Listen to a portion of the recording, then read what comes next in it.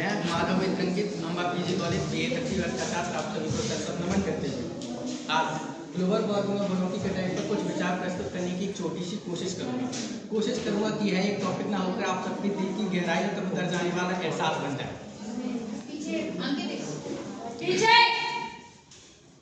दोबारा अगर आवाज आई तो बाहर निकाल देंगे।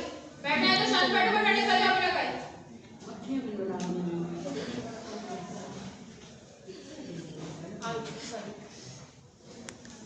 प्रकृति एक एहसास है, एक जज्बात है और हर जज्बात अल्फाजों का मोहताज नहीं होता। इसलिए मैं माधव मित्र अंकित प्रकृति को बयां करने की सिर्फ एक छोटी सी कोशिश करूंगा, क्योंकि प्रकृति को पूरी तरह मैं बयां कर पाऊं अभी मेरी इतनी औकात नहीं।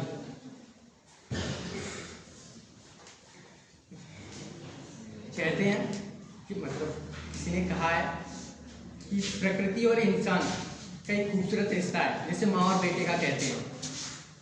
और मुझे नहीं लगता कि माँ और बेटे के इस खूबसूरत रिश्ते की फीलिंग्स और इमोशंस को मैं अपने शब्दों में प्रूव कर आप सबके सामने बयां कर पाऊंगा।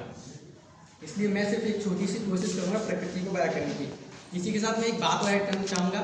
माँ बेटे का जिक्र आया है तो इस इंसान ने जिसको माँ कहा है उसकी दुर्गति करती है।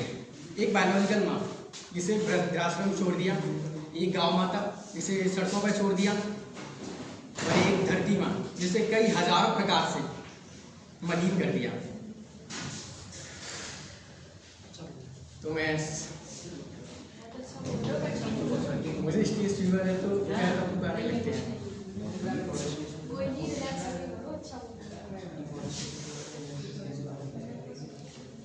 मैं स्टार्ट करता हूँ अपनी स्पीच से।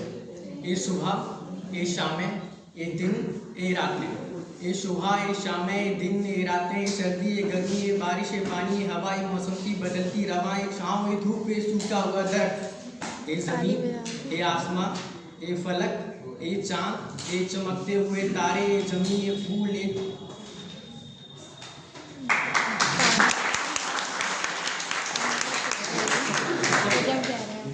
फूल ये जमीन ये बारिश ये पानी ये शम्सो कमर, एक वो मौसम जो खुद को बदलता है आटो पे है, सबका सब मलिन कर दिया इस इंसान की झूठ और फरेब की इंसानियत ने। जो जमीन हमें रहने को दी भगवान या खुदा ने, उसे हमने बंजर बना दिया। जो पानी हमें पीने को दिया उसे हमने केमिकल बना दिया। जो हवा हमें जीने के लिए दी उसे हमने जहरीला बना दिया। हरियाली छीन कर वनों को काट कर हमने इस खूबसूरत जमीन को रेगिस्तान में तब्दील कर दिया।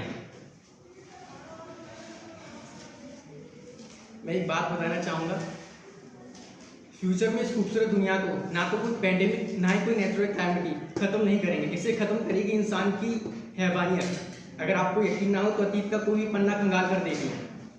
सत्युग त्रेता द्वापर तीनों के तीनों युग अपनी हैवानियत के कारण खत्म हुए थे, और मतलब अधर्म अपनी चरम सीमा पर पहुंच गया था।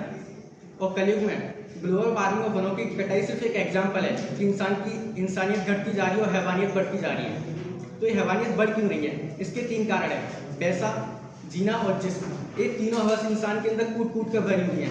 इस पर एक कोड भी है कि अति अभिलाषा मन को मैला करती है और काम वासना चरित्र हो। यही कारण है कि पहले इंसान सांसारिक सुखों के पीछे भागता है, जिसके कारण उसे माया अपने वश में कर लेती है। माया वासना में बदल जाती है, वासना क्रोध में इंसान का दिमाग नहीं करता। सोचने की क्षमता खत्म हो जाती है और इंसान अपने विनाश की ओर बढ़ने लगता है। तो मुझे लगता है इंसान से क्या उम्मीद करना जो अपने चरित्र को मलिन कर इस जमाने के हर एक शख्स की तरह अपनी आत्मा को दरिद्र करता जा रहा है। ये तो बिल्कुल वैसा हो गया ना जैसे जलते हुए वृक्ष की छांव में बैठ जाना। कि प्रकृति अगर उस इंसान से उम्मीद करे जो बिल्कुल दरिद्र हो चुका है अपने विचारों से, अपने जहन से, अपनी आत्मसम्मान से भी, तो मुझे नहीं लगता कि उससे उम्मीद करना ठीक रहेगा प्रकृति को। और वो इंसान हम हैं जिसे प्रकृति उम्मीद कर रही है कि हम उसके लिए कुछ कर पाएंगे।